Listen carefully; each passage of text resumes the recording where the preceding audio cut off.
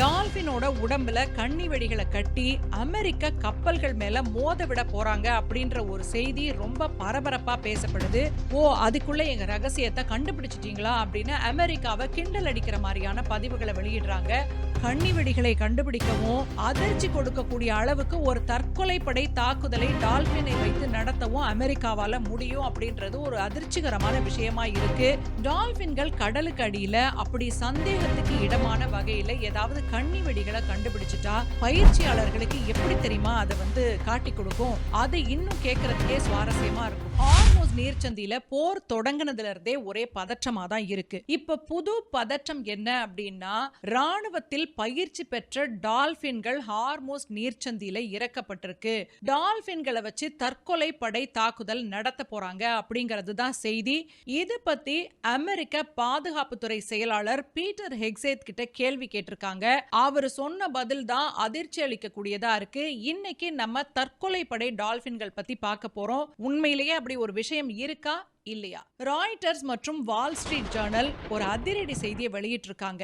என்ன அப்படின்னா, ஹார்மூஸ் நீர்ச்சந்தி வழியா போற அமெரிக்க போர்க்கப்பல்களை தாக்குறதுக்காக ஈரான் காமிகாசே டால்பின்களை பயன்படுத்த திட்டமிடுறதா தகவல்கள் வெளியாகி இருக்கு. உடனடியா எல்லாருமே காமிகாசேன்னா என்ன, அது என்ன டால்பின் அப்படின்னு கேள்வி கேட்க தொடங்கி இருக்காங்க. காமிகாசே டால்பின் அப்படின்னு செய்திகள்ல பார்த்த உடனே எல்லாருமே இது என்ன புதுவித டால்பினா இருக்கே அப்படின்னு தேட தொடங்குறாங்க. காமிகாசே டால்பின்னா என்னன்னு நான் சொல்றேன். 13வது நூற்றாண்டுல ஜப்பான்ல மங்கோலிய படைகள் தாக்குதல் நடத்தினாங்க. அப்ப திடீர்னு அடிச்ச ஒரு புயல் காத்து தான் ஜப்பானை காப்பாத்துச்சு. அதனால தெய்வீக காற்று அப்படின்னு பொருள்படுற சொல் தான் காமிகாசே. இந்த பெயர் எப்படி டால்பினுக்கு வந்துச்சு அப்படின்னு கேட்டீங்கன்னா, 2ஆம் உலக போர் நடந்தப்ப ஜப்பான் விமானிகள் என்ன பண்ணாங்கன்னா, விமானத்துல ஏறி எதிரி நாட்டு கப்பல்கள் மேல ஒரு தற்கொலை படை தாக்குதல் மாதிரி நடத்தினாங்க. விமானத்தை எடுத்துட்டு போய் அந்த கப்பல் மேல் மோதிர வேலை. அப்ப பாத்தீங்கன்னா அந்த விமானியும் சேர்ந்து இறந்து போயிடுவாரு. அப்பதான் அந்த சொல் அந்த தற்கொலை படை தாக்குதல் நடத்துபவருக்காக என்று அந்த சொல்லை எடுத்துக்கிட்டாங்க. காமிகாசே டால்பின் அப்படின்னா அந்த டால்பின் ஒரு தற்கொலை படை மாதிரி செயல்படும் அப்படின்னு அர்த்தம். டால்பினோட உடம்புல கண்ணி வெடிகளை கட்டி அமெரிக்க கப்பல்கள் மேல மோத விட போறாங்க அப்படின்ற ஒரு செய்தி ரொம்ப பரபரப்பா பேசப்படுது. உடனடியா அமெரிக்க பாதுகாப்பு செயலாளர் பீட்டர் ஹெக்ஸேத் கிட்ட நிருபர்கள் கேள்வி கேட்டாங்க. அதுக்கு அவர் சொன்ன பதில் ரொம்பவே சுவாரஸ்யமானது. அவர் என்ன சொன்னார் அப்படின்னா, அமெரிக்கா கிட்ட இப்போ இந்த மாதிரி டால்பின் படைகள் இருக்கா இல்லையா அப்படின்றத என்னால உறுதிப்படுத்தவும் முடியாது, அதே சமயம் இல்லன்னு மறுக்கவும் முடியாது அப்படின்னு சொன்னாரு. ஆனா ஒண்ணு மட்டும் உறுதி, ஈரான் கிட்ட இப்போதைக்கு அப்படி எந்த டால்பினும் கிடையாது அப்படின்னு சொல்லி ஒரு குண்டை தூக்கி போட்டாரு. பீட்டர் ஹெக்ஸேத் ஏன் கன்ஃபார்ம் ஆர் டினைன்ற வேர்டை பயன்படுத்தினாருன்னு தெரியுமா?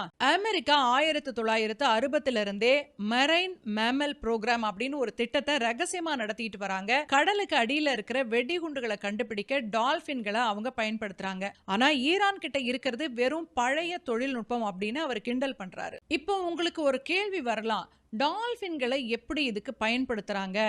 எத்தனையோ நவீன ரோபோக்கள் எல்லாம் இருக்கு, அதையெல்லாம் விட்டுட்டு டால்பினை ஏன் பயன்படுத்தணும் அப்படின்ற கேள்வி வரலாம். டால்பின்களுக்கு ஒரு சிறப்பான திறமை இருக்கு. அதுக்கு பேரு எக்கோ லொகேஷன். ஒலி அலைகளை வச்சு ஒரு பொருள் எங்க இருக்கு, என்ன பொருள் அப்படின்னு பயிற்சி கொடுத்தா டால்பினால சரியா கண்டுபிடிக்க முடியுமா? கடலுக்கு அடியில கண்ணி வெடிகள் இருந்தா அது கிட்ட போய் பார்த்துட்டு உடனடியா பயிற்சியாளர்கிட்ட டால்பின் சிக்னல் கொடுக்கும். அதே மாதிரி எதிரி நாட்டு நீர்மூழ்கி வீரர்களை கூட இந்த டால்பின்களால கண்டுபிடிக்க முடியும். முக்கியமான விஷயம் என்னன்னா, 2000வது வருஷம் ஈரான் சோவியத் யூனியன் கிட்ட இருந்து பயிற்சி பெற்ற டால்பின்களை வாங்கினதா செய்திகள் வந்துச்சு. ஆனா அந்த டால்பின்கள் இப்ப உயிரோட இருக்கவே வாய்ப்பில்லை அப்படிங்கிறது தான் அமெரிக்காவோட வாதம். சரி, ஈரான் என்ன சொல்றாங்க அப்படின்னு கேட்டீங்கன்னா, ஈரான் இந்த தகவலை முழுசா மறுக்கல. சில ஈரான் அதிகாரிகள் என்ன மாதிரியான பதிவை இடுறாங்கன்னா, அதுக்குள்ள எங்க ரகசியத்தை கண்டுபிடிச்சிட்டீங்களா அப்படின்னு அமெரிக்காவை கிண்டல் அடிக்கிற மாதிரியான பதிவுகளை வெளியிடுறாங்க. உண்மையிலேயே ஹார்மோஸ் நீர்ச்சந்தி அப்படிங்கிறது ஈரானுக்கு ரொம்ப முக்கியமான இடம். நம்ம இந்த 2 மாத காலமாவே அதை தொடர்ந்து பார்த்துட்டு இருக்கோம். அதனால அவங்க இந்த மாதிரியான விசித்திரமான போர் முறைகளை பயன்படுத்துவார்கள் அப்படின்னு நம்ம எதிர்பார்க்கலாம். சரி, நம்ம திரும்பவும் விஷயத்துக்கு வருவோம். இந்த காமிகாசே டால்பின்ஸ் இருக்குல்ல, எப்படி செயல்படுது, எப்படி பயிற்சி கொடுக்கறாங்கன்னு நம்ம தெரிஞ்சுக்கணும். ஏன்னா ரோபோவை ப்ரோக்ராம் பண்றது ரொம்ப ஈஸி, டால்பினுக்கு பயிற்சி கொடுக்கறது ரொம்ப கஷ்டம். ஏன் ரோபோக்களுக்கு பதிலா டால்பின்களை தேர்ந்தெடுக்கிறாங்க அப்படின்றதுக்கு சரியான காரணங்கள் இருக்கு. அதை பார்த்தா உங்களுக்கு புரியும், ரொம்ப பிடிக்கும். ரோபோக்களை விட டால்பின்களோட எக்கோலொகேஷன் திறமை ரொம்பவே துல்லியமா இருக்கும். மணலுக்கு அடியில புதைஞ்சு கிடக்கிற கன்னி வெடிகளையும் டால்பின்களால ரொம்ப எளிதா கண்டுபிடிக்க முடியும். அது மட்டும் இல்ல, கடலோட ஆழமான கடினமான சூழல்கள்ல ரோபோக்களை விட டால்பின்கள் ரொம்ப வேகமா செயல்படும். நீண்ட நேரம் தங்கு தடையின்றி டால்பின்களால நீந்த முடியும். செயற்கை நுண்ணறிவை விட டால்பின்களோட மூளை சிக்கலான சூழ்நிலையை புரிஞ்சுக்கிட்டு சந்தேகத்துக்கு இடமான பொருட்களை உடனடியா அடையாளம் கண்டுபிடிக்கும். அந்த அளவுக்கு டால்பின்களுக்கு திறமை இருக்கு. டால்பின்கள் கடலுக்கு அடியில அப்படி சந்தேகத்துக்கு இடமான வகையில ஏதாவது கன்னி வெடிகளை கண்டுபிடிச்சிட்டா பயிற்சியாளர்களுக்கு எப்படி தெரியுமா அதை காட்டி கொடுக்கும். அது இன்னும் கேட்கறதுக்கே சுவாரஸ்யமா இருக்கும். டால்பின் ஒரு கன்னி வெடியை பார்த்துட்டா உடனடியா நீரோட மேற்பரப்புக்கு தன்னோட பயிற்சியாளர்கிட்ட திரும்பி வந்துடும். அங்க வைக்கப்பட்டிருக்கிற ஒரு குறிப்பிட்ட ரப்பர் பந்து இல்லைன்னா பலகைய தன்னோட மூக்கால தட்டும். இதுக்கு அர்த்தம் என்னன்னா, நான் ஏதோ கண்டுபிடிச்சிருக்கேன் அப்படிங்கறதுக்கான சிக்னல். அப்படி எதுவுமே இல்லைன்னா அது அந்த பலகையை தொடாது. உடனடியா அந்த பயிற்சியாளர் என்ன செய்வாருன்னா, ஒரு மிதவைய அந்த டால்பின் கிட்ட கொடுப்பாரு. டால்பின் அந்த மிதவையை எடுத்துக்கிட்டு போய் எந்த இடத்துல கன்னி வெடியை கண்டுபிடிச்சிச்சோ சரியா அந்த இடத்துக்கு நேரா அந்த மிதவையை விட்டுடும்.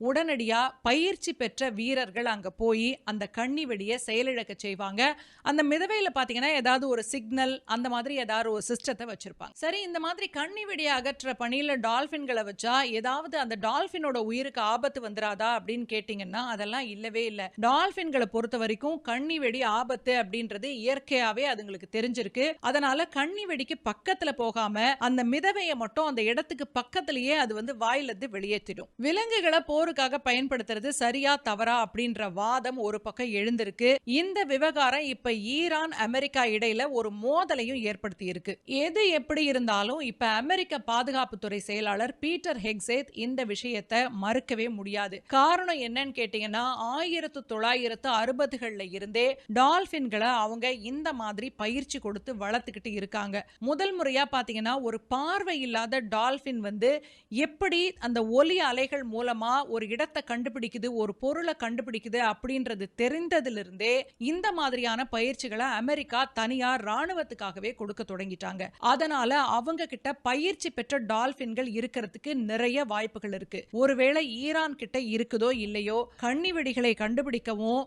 அதிர்ச்சி கொடுக்கக்கூடிய அளவுக்கு ஒரு தற்கொலை படை தாக்குதலை டால்பினை வைத்து நடத்தவும் அமெரிக்காவால முடியும் அப்படின்றது ஒரு அதிர்ச்சிகரமான விஷயமா இருக்கு. ஈரானோ அமெரிக்காவோ எந்த நாடா இருந்தாலும் பாவியா கடலில் சுதந்திரமா சுற்றி திரியக்கூடிய ஒரு டால்பினை ஒரு தற்கொலை படையா மாத்துறது அப்படிங்கிறது ஏற்றுக்கொள்ளக்கூடிய ஒரு விஷயமா இருக்குதா?